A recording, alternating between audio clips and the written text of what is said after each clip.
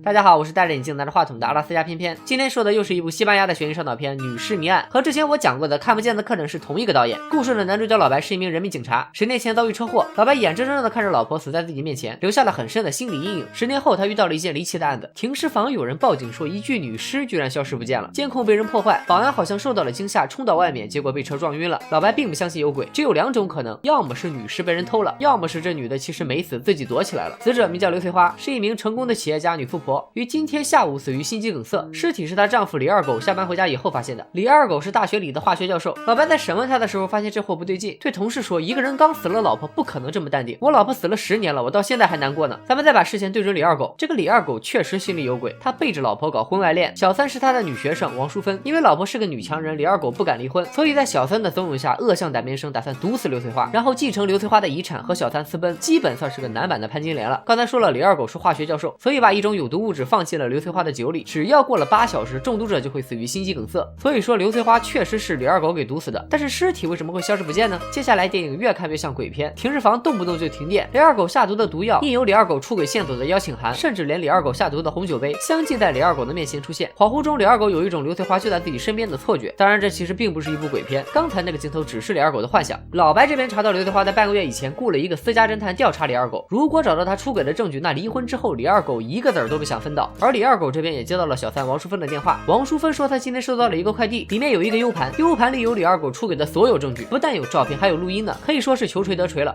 李二狗对王淑芬说，刘翠花很可能是诈死，故意要搞我们2个，你现在很危险你知道吗？话还没说完呢，手机里传来了汽车喇叭声，然后就挂断了。看来小三也凶多吉少。老白这边又查到了很多对李二狗不利的证据，那个被车撞的保安醒来以后说出了尸体消失的真相，尸体确实是被一个蒙面人偷走的，而且蒙面人手里有枪，这把枪在李二狗的家里被发现了，停尸间外面的脚印和李二狗后备箱里的运动鞋也完全吻合，所有的证据都指向李二狗出轨后杀妻，为了怕验尸结果暴露自己下毒，所以偷出了尸体毁尸灭迹。这下李二狗慌了，直接向老白交代了自己所有的犯罪经过。他认为刘翠花早就知道了自己出轨，也知道了自己的下毒计划，所以将计就计，诈死引他上钩。那杯毒酒他根本就没喝，而是吃了能进入假死状态的药物，然后在私家侦探的帮助下从停尸间消失，先故弄玄虚把自己吓个半死，再伪造自己偷尸体的证据让警察发现，自己就会变成杀人犯坐牢。这些以刘翠花的财力和智商完全能够做到，然后他再改头换面去另一个地方继续生活。所以说大家都被刘翠花给耍了，自己顶多算是个杀人未遂。但是老白仍然认为刘翠花确实已被李二狗杀害，刚才那些都是李二狗为了给自己开脱瞎编的。原因很简单，警察已经调查过李二狗的学校，根本就没有叫王淑芬的女学生，李二狗提供的王淑芬的公寓也查过了，左邻右舍都说没见过这个人。老白大胆猜测，李二狗早就想摆脱刘翠花这个女强人的控制，所以下毒杀害了她，但是因为内心愧疚，所以人格分裂，自己给自己想象出了一个叫王淑芬的小三。第二天，警察在野外发现了一具尸体，死者正是刘翠花。这片子乍一看以为是尸体会复活的鬼片，后来以为是和消失的爱人一样，老婆为了惩罚出轨的老公自导自演玩失踪，再后来以为是和禁闭岛一样，男主人格分裂真的杀了自己的老婆。但是万万没想到，电影的结局却又来了一个720度的大反转。不想被剧透的小伙伴可以加片片的公众号 XPPFDP 回复片名看完整电影，再来看片片的视频。下面开始高能剧透，闲杂人等迅速撤离。3、2、1。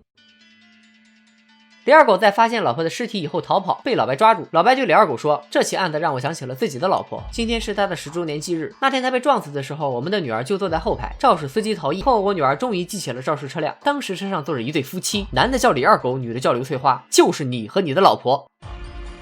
你老婆确实是被你毒死的，而那个小三也是真实存在的，因为她就是我的亲生女儿。所有证明你是凶手的证据都是我俩一手布置的，为的就是向你复仇。可惜咱们的国家没有死刑，不过好在昨天晚上你去找我女儿的时候，她已经在你的酒里下了毒，而现在刚好过了8个小时。可能会有人吐槽，为了报仇连亲生女儿都献出去了，不合情理。其实电影中有几个镜头表明，女儿其实对李二狗是动了真感情的，最后为了给母亲报仇，只能忍痛下手。这部电影一波三折，层层翻转，精彩程度绝对不输看不见的客人，推荐大家看看全片。拜了个拜。